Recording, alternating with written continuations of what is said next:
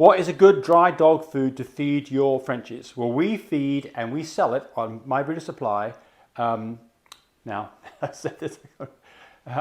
Good Lord, I can't even remember the name of the product. Damn it! It'll come to me here in a moment. Life's Abundance. I had to pull that out. Life's Abundance. There's a puppy formula and there's a adult formula, and they've got different ones. You know, lamb and rice and fish and all this kind of stuff. But it's good stuff.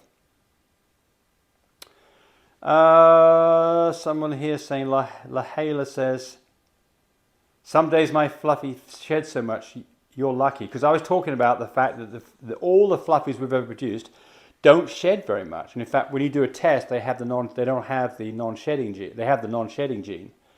Why that is, and apparently it's not across the board in Frenchies, because here's somebody who's got a fluffy that does shed.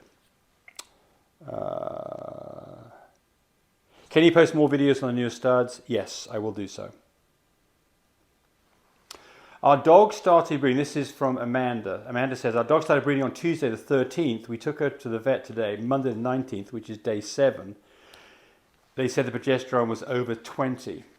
Well, that's interesting. So let's have a look here. So we're the 13th. That was day 1. That's day 1. And then you took her in on the 19th, which is 6 days later. The 19th, which is day, well, let's see, 1, 2, 3, 4, 5, yeah, we'll call that day 6. So where would you expect a dog to be at day 6? Most dogs don't do very much, get to a 1 after about day 4 or 5, and then go up 1 point a day. So if it was a 1 on day 5, we'd expect this to be around a 2. But in fact, you are at a 20, or actually 20 or higher, because you went to a vet has an IDEX machine and they can only measure up to 20. So after 20, they don't know where they are. That is a crazy high number for a dog. I've never bred a dog on day 6 with a number of 20. Never done it. Doesn't mean that it's not right. But the questions I would ask for you is, first off, the question you have here is, do you think it'll take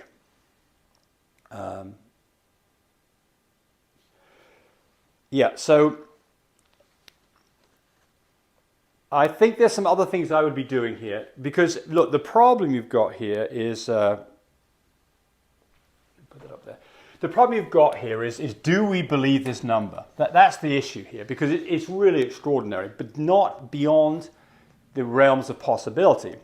So the other questions you'd want to know here are, what is the blood discharge color? Because most dogs, when they're ready to be bred, it will be very light vanilla or pink, very light pink. Most dogs. So if it is, and by the way, at day 6, most dogs will be really red. They'll be dropping red blood. So if it really is light, then that gives credence to this 20 number. Then the other thing is, the other big thing is behavior. Specifically how she is, what's her behavior towards maybe other females and specifically males. You can't rely on a male to tell you, because some males will just go hell to leather to breed anything they possibly can, especially younger dogs. And they're not discriminatory at all. Older, more calmed down and experienced stud dogs tend to not want to breed a dog until it's close to the right time. But the female, most of the time, will not stand for a dog until she's ready or close. And when I say stand, she will actually stand there, and if she's got a tail, she'll move it off to the side, and she'll let the dog physically get up on her back without walking away or turning around and growling at the dog. So that's another thing. If you've got these two things together, then I think that, you did your 20 and the number's probably good. If she's still got red blood and she's not acting like she's interested in the male, I'd go get another test out at another place, because that is a funny number. Not to say that it's wrong. Let us know. We'd like to know what the results are on that. Somebody says, God bless the teacher of truth. Okay. Do you have video of your auction concentrator setup? Not of the latest one. But look, you plug it in, you turn it on, you set it to 1 liter a minute, you're done. It's that simple. There's really no setup to be done. And then, how do you deliver the oxygen to the puppy? What I like to do is, by the way, why do we set it for 1 liter a minute when it goes all the way up to 7?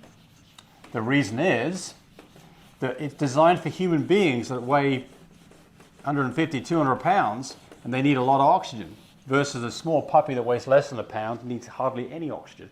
You can't hurt it by putting up on a high number, but the oxygen concentration won't be as high. This is what I like to do. I take a plastic cup. There's a plastic cup on its side. And I drill a hole, or take a pair of scissors and make a hole. I take the tube that comes in the oxygen concentrator, and I pass that into the cup. I've now got a really nice envelope of pure oxygen, or 93% oxygen there. And then I take the Frenchie, or the puppy, and I put the puppy in here. So the puppy's head is inside. That's a terrible drawing of the head. Oh dear, oh dear. I'm not sure I can do any better. I'm not even going to try. But basically, the dog's head is in here. And that way, it's getting a really, really good dose of oxygen. If you've got an incubator, you can just stick the tube into the incubator and do it that way too. So, one last question. Now I've lost it. Somebody's asking about why would we tape our ears? It looks so cute. Because the breed standard says the French are supposed to have ears that are sticking up like this, not down like this. Although you say it's cute, and it probably is, all puppies are cute. The problem is that the majority of people want to see the ears up, especially if they're showing the dog, because it'll definitely get disqualified right away. So if you've got dogs that ears aren't coming up, by the time that they're 4 weeks old, they've got floppy ears, start taking the ears up and fix it so quickly if you do it. If you don't do it, the ears may never come up, or it may be very hard to get the ears to stay up. You will have the biggest problem with this with bigger, fatter puppies with large ears. Those are the ones that have the bigger problem. Thanks for watching. Bye, buddy.